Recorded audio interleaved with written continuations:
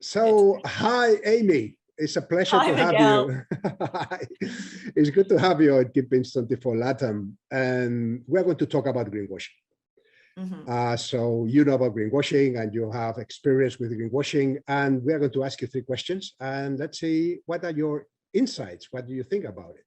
So my first Sure. question for you is, what is the meaning? What is greenwashing? The definition of greenwashing for you as a designer?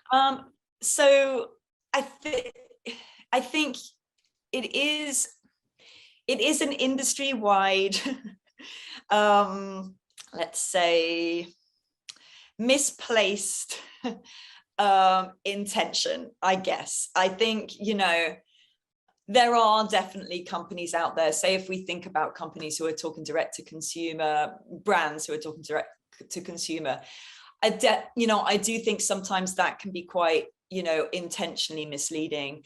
But I also think that in our industry, there's a lot of well-intentioned people who are trying to communicate something that's very complex and they don't even understand themselves at times in a simple, straightforward way that they think their customer, be that a brand or the end customer, can understand.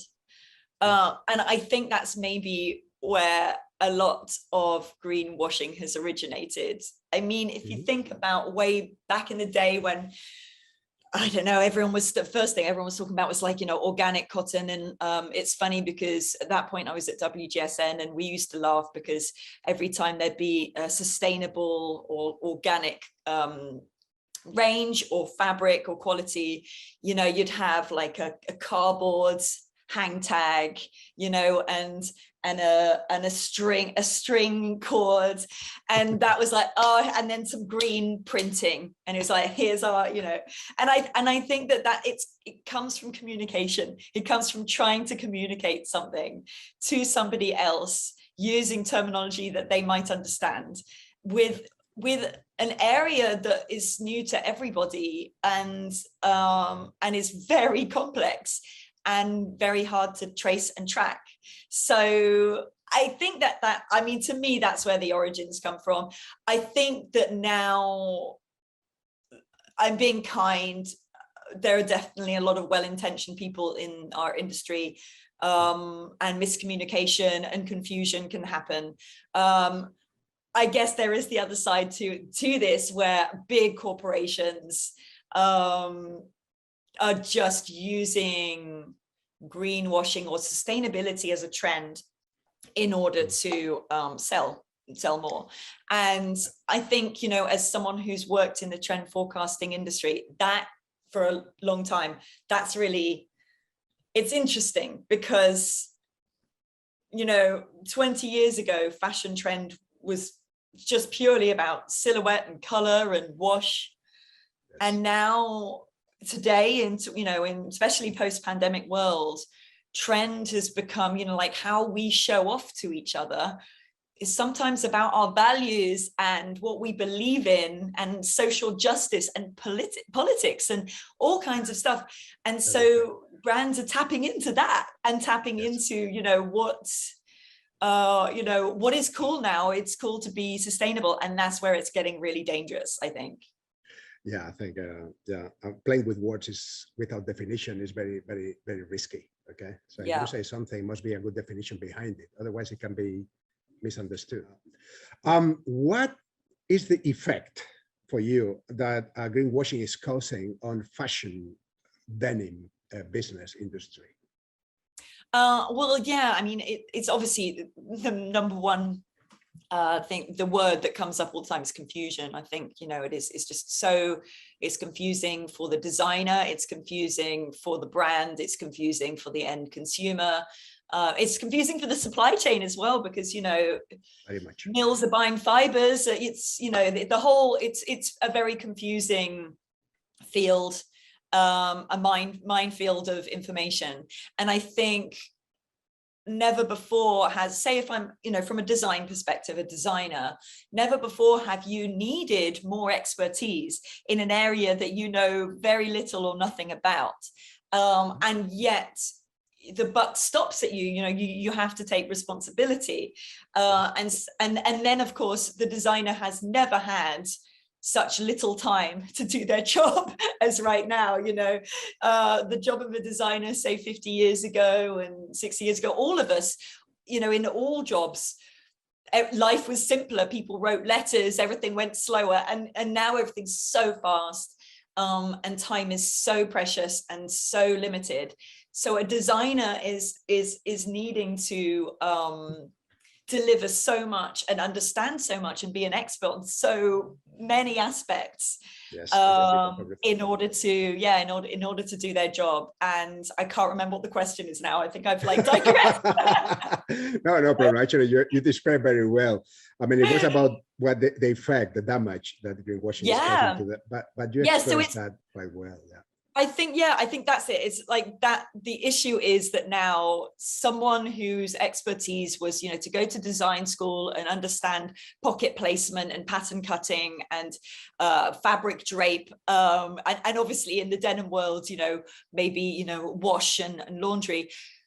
Suddenly there are so many elements that are coming in that I think all designers, if you're creative, you're naturally curious, and most designers, I think, are quite inquisitive creatures. So I don't know many designers who don't want to be as sustainable as possible. And it's so confusing for them. They're so well intentioned and they want to do the right thing, but it's confusing and they don't know, and they're not that expert.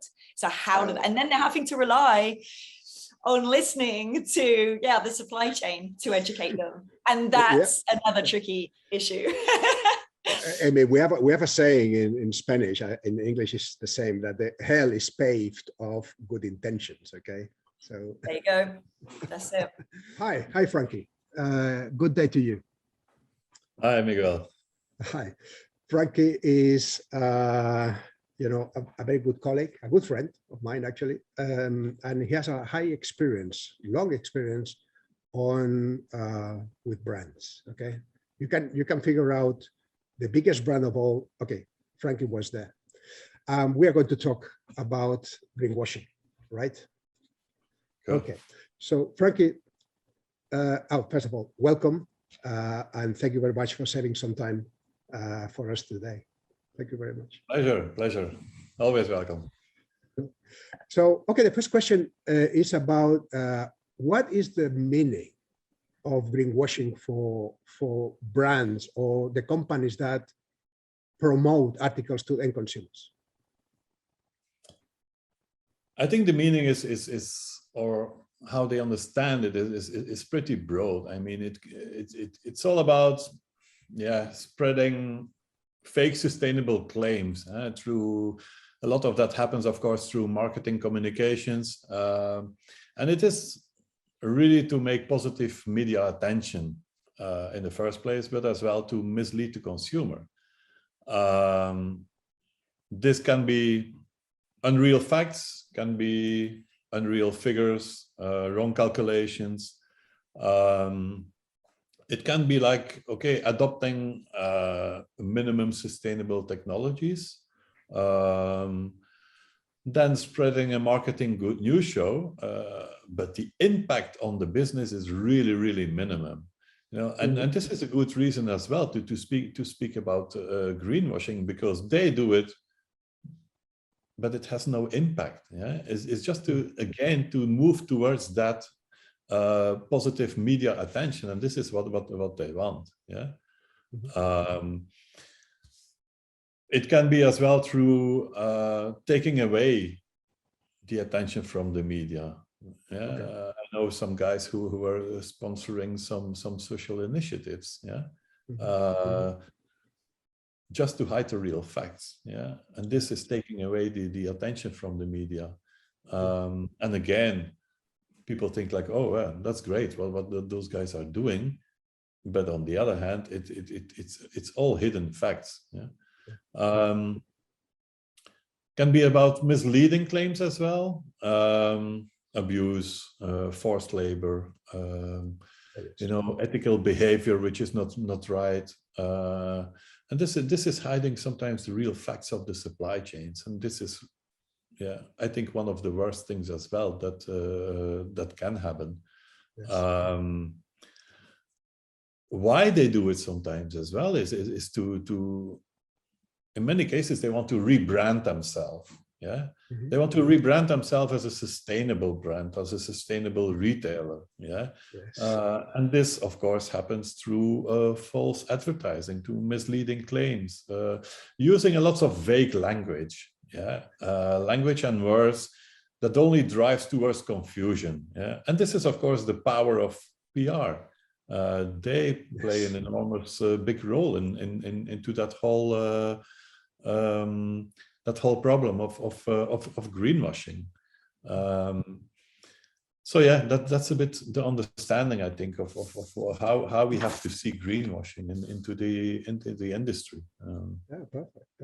You touch a point mentioning that the companies that are using greenwashing they don't have any impact. But what is the impact? The other way around. What is the impact of greenwashing on the industry? Okay, what is the how is greenwashing affecting our industry? It is very bad, and let's be honest, we all know it has a huge impact. Yeah, a huge impact on the credibility of the industry. The fashion industry, the denim industry, well, whatever. It doesn't have such a good name. It's suffering already. Yeah, in some cases. So absolutely, that doesn't help. Yeah. Doing those kind of practices of greenwashing, it blocks the implementation of solutions. Yeah, Yes. All those innovative, sustainable technologies that are already out there. It is very frustrating sometimes as an expert to see that this doesn't happen. Yeah, and it happens in all different areas, whether it is chemistry, machinery, fibers, fabrics, yarns, application technologies. It really happens in all those areas, and that's a pity. That's a pity. I have the impression sometimes that greenwashing becomes a bit of the normal. Yeah, it's so widespread, and yeah, I don't know. I have the impression that we're moving sometimes a bit backwards than forwards. Yeah, just because of that, and that's very bad. Yeah. It's creating a lot of confusion as well with the consumer. They don't know more what to believe, who they have to believe. Yeah. Sometimes they go to the websites of a brand, but they find very vague information again. So, and then in the media they hear and they see other things. So yeah, it's difficult. It's difficult for the consumer, and I would even say it's impossible for the consumer with the information that is out there to know if one of the brands or one of the retailers are doing the right things. Yes. I think moving forward, it's really the buyers and the brands that have to take the responsibility. I mean, they are fully responsible for the final product that they make. Yeah, yes, how it is designed, how it's produced, and those days even beyond. Yeah, the end of life of the product becomes really, really important. Yeah, they decide and influence what's available in the stores. Yeah, yes. And what the consumer will buy at the end. It's not the other way around. So they can influence. Yeah? They have the power towards their supply chain, how it's made, where it's made, and how it's produced. So they must take the responsibility, implement conscious raw materials to start with, chemistry, and using all those sustainable technologies. That would be a big, big step forward, I think. Yeah. And I always asking myself, I mean, how fair is it that brands, they receive all those sometimes sustainable products and marketing tools from those production facilities, from the mills, while all the efforts and the investments are done by the manufacturers? Is that fair? Frank, yeah, let's Frank, be honest, we all have the same targets. Yeah, we all have the same mission, and so I think the investments should be should be a bit shared. Yeah. Estamos com Thaisa Peralta, da Covolan, no Brasil. Olá, Thaisa. Para falar um pouquinho de greenwashing. Olá, Thaisa. Como vai tudo? Oi, Miguel. Tudo bem? Bom, estamos bem e muito animados para poder falar desse tema que é tão importante. Quero agradecer a oportunidade de estarmos fazendo parte e conectados com vocês. É sempre um prazer, uma satisfação muito grande para nós. Vamos a falar um pouco sobre greenwashing, ok? Há três perguntas que gostaria de fazer sobre greenwashing. A primeira é: qual é a definição do greenwashing para você? Para você como fabricante do denim, ok? Ok.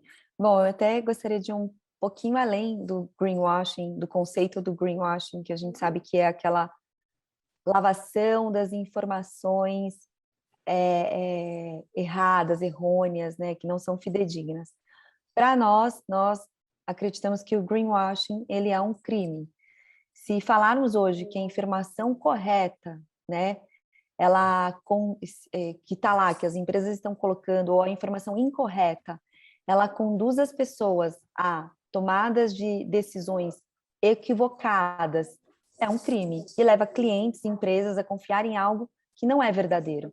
Os clientes, eles vão usar um produto achando que ele não é contaminante, que ele não é tóxico e que não polui rios e lagos, quando na verdade, né, ele é totalmente poluente, não apenas aos rios, mas ao solo, ao ar, e vem aí contaminando também os seres humanos. E tudo isso para nós é um crime, sim. Um produto que não é verdadeiro e ele pode contaminar rios, toxicar pessoas, e é nessa analogia, então, que a gente considera o greenwashing um crime. Sim, uma boa definição. Boa definição. Segunda pergunta é: como está o greenwashing afetando a indústria da moda, do denim? O impacto do greenwashing no setor? Bom, ela afeta cada minuto que ela persevera, né? Isso acaba criando, obviamente, uma concorrência muito desleal, porque aqueles que são ambientalmente sustentáveis, que trabalham para estar diminuindo os impactos ambientais e que têm, né, e tiveram seus investimentos em prol da sustentabilidade, eles possuem buços muito diferentes daqueles que não têm, né? E as pessoas, elas estão sendo enganadas nos seus relacionamentos comerciais. Os profissionais do denim e fashion, né, da moda, eles compram algo achando que é uma coisa, quando na verdade é outra. Eles pensam que é seguro, que atende o uso de substâncias restritas e não atende. Então, entendemos que isso afeta a cadeia do denim do fashion como um todo. A partir do momento que você compra algo achando que ele é correto, você não engana apenas a indústria, a empresa do denim, mas toda uma cadeia de fornecimento, inclusive, né, o consumidor final. E, claro, acaba afetando em um raio de alcance muito maior do que se imagina. Então, é muito sério. Sim. Realmente.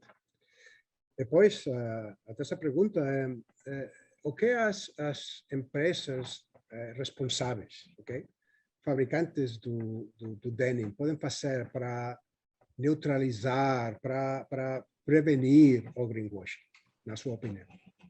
Tá. Bom, tem algumas ações, mas dentro delas a gente tem que começar dividindo em duas etapas: a cadeia de produção e a cadeia de comércio.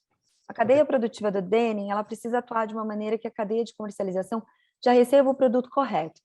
E logo, então, começa, né, ali conosco, dentro do processo produtivo, produzirmos, obviamente, produtos de uma forma adequada para que o consumidor final ele receba esse produto dentro aí dos requisitos.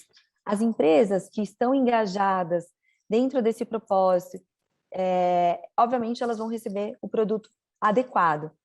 E até o que a gente estava conversando um pouquinho antes, né? A gente acredita muito, né, em ter uma lista positiva de fornecedores sustentáveis, que não sejam apenas de coisas que não são comprobatórias, né? Mas que sim, onde vocês podem estar encontrando empresas confiáveis e que não praticam o greenwashing.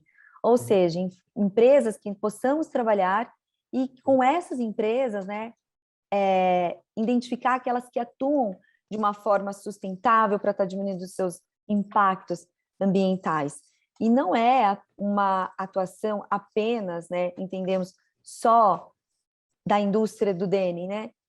Entendemos que também, para a gente neutralizar o greenwashing, precisamos estar atuando coletivamente na disseminação da informação sobre esse tema, onde todos precisam estar envolvidos para estar atuando honestamente, para estar valorizando o produto, conscientizando o consumidor, entendendo que não é um resultado imediato, que precisamos cada vez mais fortalecer as nossas comunicações em relação da sustentabilidade, porque a grande verdade é que nós não podemos continuar com essa desculpa, né, na apologia do preço para determinação da escolha de produto da coleção.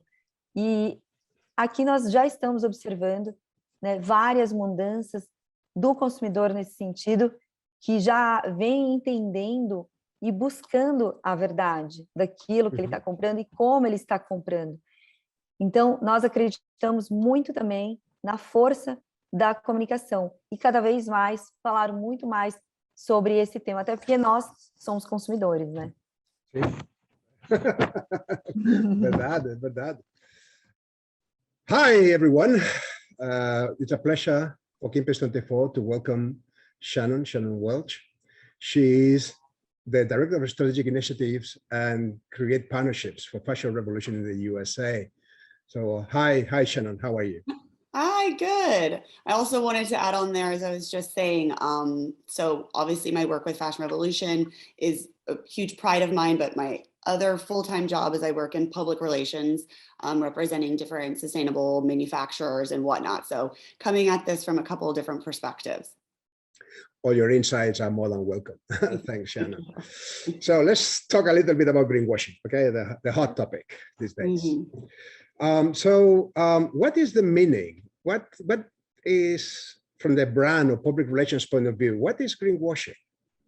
I mean, it's kind of like fluffing the good that you're doing in terms of environmental. Mostly I think green is, aimed towards the environmental side of things, but also the social impact side of things. So it's just a bit misleading and fluffing kind of what you already are doing to appeal more to conscious consumers. Yes. Okay, that was good. I like the word fluffy. I will use it. Okay. So Shannon, what is the impact that greenwashing is having on our industry?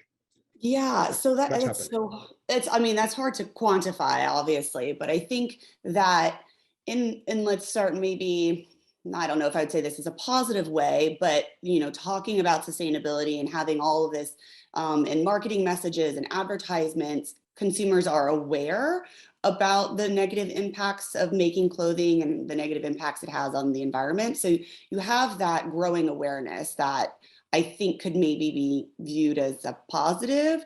However, when you're falsifying claims, you're obviously misleading the consumer, and then you can really undermine a lot of the good work that is being done, because then consumers will be even more cautious of any sort of positive environmental claims. So it's really a catch-22 there, building awareness generally, but then losing that lack of confidence in consumers that maybe know a little bit more. So always being cautious and maybe not believing everything.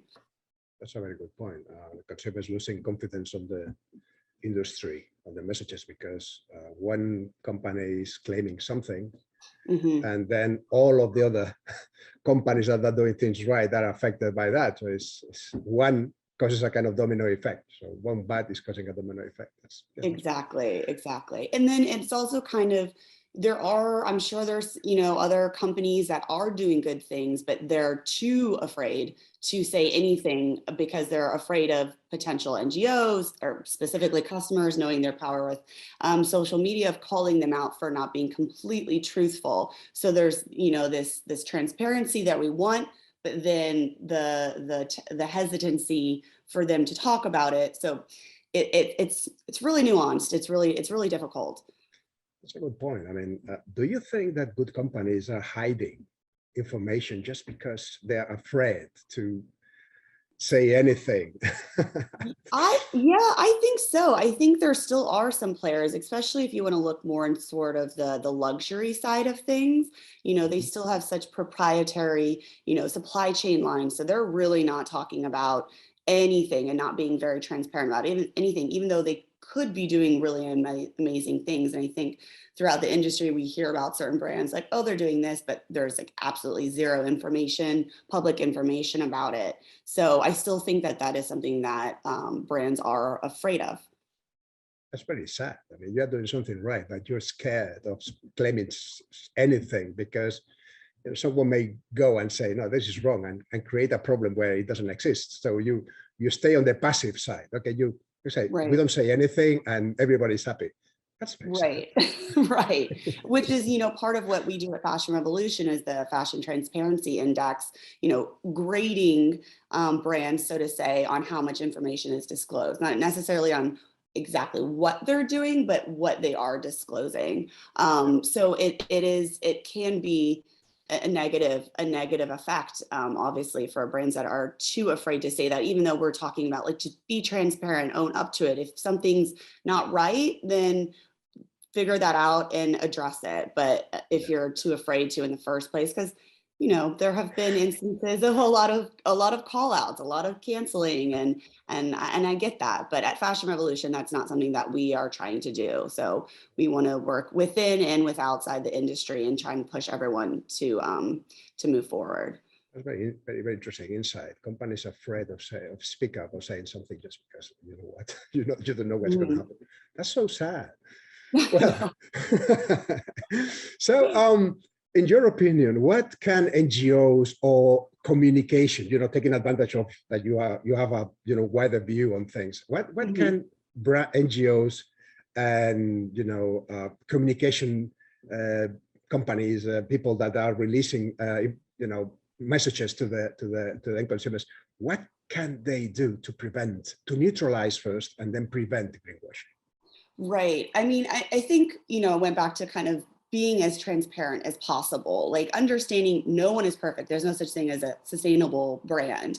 So understanding where, your strengths and weaknesses are and lay it bare, I think is super, super important. Obviously, like I said, what we do with the Transparency Index, but also a huge, huge part, I think that a lot of the industry is coming towards is we need regulation. So I'm sure you're familiar with the Federal Trade Commission, the FTC in the USA, the green guides, which haven't been updated since 2012. So that is something that there's a lot of chatter going on in the NGO community and something we really want to get behind and push as soon as a bill is actually introduced.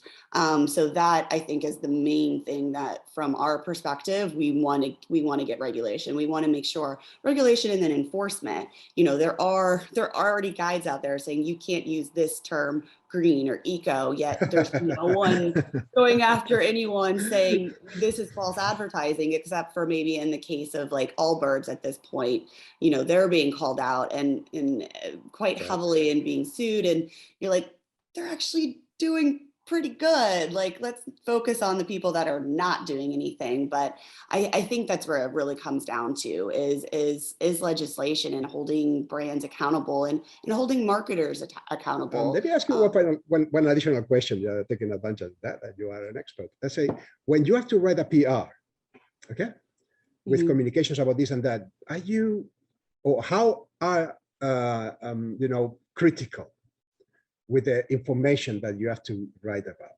Yeah, so I mean, I think it's really coming down to specifics.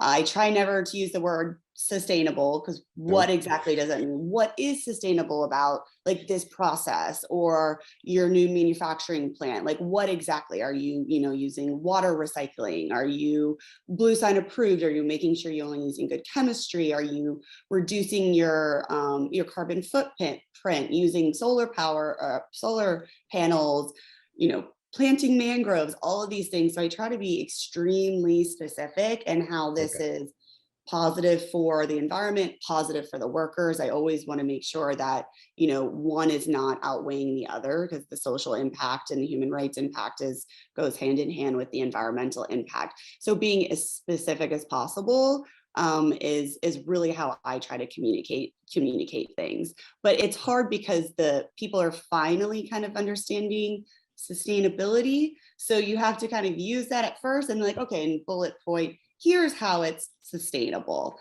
because we don't want to throw out too many new terminology to consumers to right off the bat. But when I'm speaking with like the trade journalists that are really focused on sustainability, the vocabulary is there, so I can be very, very specific. That's true, Shannon. Sometimes I think that the companies or even ourselves, we spend more time trying to find a new word, how can we describe, than doing something good. I mean, how can we call it that? Let's call it fit for the future, or let's call it stress, environmental reduce stress. This is bullshit. Instead of thinking that all that, just do something. Yes, yeah, and I completely get the need for very specific terminology, but when and that's more of like a business sort of conversation. But when you're talking to consumers, which I feel like this is where greenwashing is aimed at, you can't use too much jargon. So that's why the sustainable umbrella term is being co-opted quite a lot. So it's hard because you have to be like, as a marketer or an NGO, let's say from this perspective, do your homework, learn more. But exactly. At the end of the day, we're all kind of lazy, and we just feel like, just tell me where I can shop and where I can't shop. So come on. Well, it's not about words, it's about actions. Okay. You said it well. It's not about words, it's about action. So exactly. So Amy, may I ask you to end your participation with a sentence, with a message to all our viewers, something that you want to communicate to them, strong. Okay, right. So let's see how good I am. I'm a waffler, so I'll be like, I'll start strong and then it'll be like petering out for 2 minutes. But I think, honestly, what I just said sort of resonates. I think that creative people, I can only speak for us creatives. I think a lot of my friends who are in the industry, who are creative and passionate and love denim, want to do better. They want to create the most sustainable jean, they really do, and the lowest impact ever. And I think the only way that we can all do this as an industry is through honesty and trying our best to be able to sleep at night. Like every day that we show up to work, go to bed thinking, I did my best to make the future more sustainable. And I think honesty and scruples are the two things that I guess I would take away. The major takeaways for me is just like, are you okay with how you communicated today? Are you okay with how much you did, how much you push your employers to be better in all aspects? And then honesty, if it isn't perfect, that's okay. I think we've got to the point with sustainability that we know just buying organic denim isn't the answer and that's it. And then, has it got a string hang tag and a brown cardboard label? We now know that is not enough. So, it's just, I think it's really about being honest and saying we've not got there, but this is what we have done and this is what we intend to do. So I think, honesty and scruples. And if we all do that, we all move towards something better. We may not actually get there, but we'll at least move towards something better. Well, there are two things you said that could be a good takeaways for our viewers. One is that when you go to bed at night, think about what you have done during the day. And have you done something positive for the environment? Have you done something better for the people? That's okay. Yeah. And have you pushed the needle? Yeah. push the needle. So that's the first thing, what you do yourself, okay? And then collaboration and everything, this is absolutely important because we cannot solve these kind of problems, one by one. We need to work all together. It's the only way. Yeah, absolutely. So, Amy, thanks very much for your participation. Thanks. And looking forward to have you again on a live Kingpins, probably next year in April, okay? Yes, hopefully, right? Hopefully, let's keep discussing. See you. Okay, perfect. Thank you very much, Amy. Perfect. Thank Thanks. you. Okay, bye. What would you say to the audience? I would say that we all have the same mission. It's not 5 to 12, it's already 12:15. And we have to take care of our next generation. There's so much nasty stuff going on, but there is so much good stuff already out there. And please, guys, let's implement it and let's move forward in every segment, whether it is on the yarns and the fibers, whether it is on the chemistry, on the technologies, application technologies, whatever. Let's all move forward in the industry. And I would like to see as well a bit more strict regulations from the United Nations, from the European Union, or in the US to really try to tackle those bad practices, because this is holding everything. Greenwashing is really holding everything to move forward. And we all have the same mission. Let's all do that. That's great message. So Frankie, thanks very much for your insights today on greenwashing. And thanks again for saving time for this short interview. And again, looking forward to meeting you again sometime soon. Let's go for it. Okay. Okay, Frankie, all the best. Thank you. Mensagem que você pensa que é importante para a audiência, para o público. Bom, na Covolan a gente sempre vem incentivando, né, a todas as pessoas com quem a gente vem se relacionando e tendo contato, para que faça o papel de investigador, para que busque as informações entrando nos links do site, né? Hoje a gente tem essas informações colocadas de uma forma muito transparente e acessível.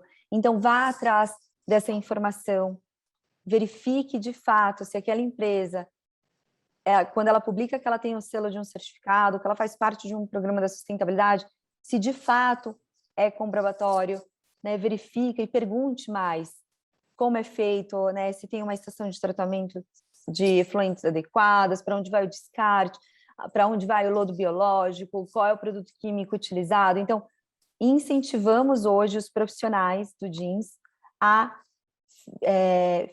irem atrás dessas informações para fidelizar se de fato aquilo é verdadeiro. Então, quando até tem, né, uma dica, né, os selos dos certificados, se você entrar para verificar tanto do Oecotex ou da própria família do ISO, do ZDHC, do Ring Index e de tantos outros que nós temos, vocês entram no site, entram em contato com eles e podem perguntar e verificar. Então, essa é uma dica que nós damos, que a gente acredita que é muito importante para todos os profissionais da área que estão envolvidos. É conselho muito importante, de sempre fazer uma pesquisa, perguntar. Né? Sim, sim. Ir atrás mesmo, fidelizar mesmo, fazer o processo de investigador. Perfeito. Bom, fantástico, beleza, tudo perfeito. Para nós estamos muito obrigados pela gentil participação, e os valiosos comentários que você fez hoje. Para mim, um prazer. Não sei, até a próxima, Thaisa. Obrigada. Obrigada, Miguel. Para nós é um prazer muito grande. Eu tentei realmente fazer respostas mais objetivas, até para captar mesmo ali a essência. Muito obrigada pela oportunidade. Tudo perfeito, Thaisa. Muito obrigado. Até a próxima. Até. Tchau. Obrigado. Tchau. Shannon, now, if you want to pass a message to our audience on greenwashing, you want to say something, advise on something, just okay. All the mic, all the screen, everything is yours now. Let's go. Okay. Wow. Okay. The stage is mine.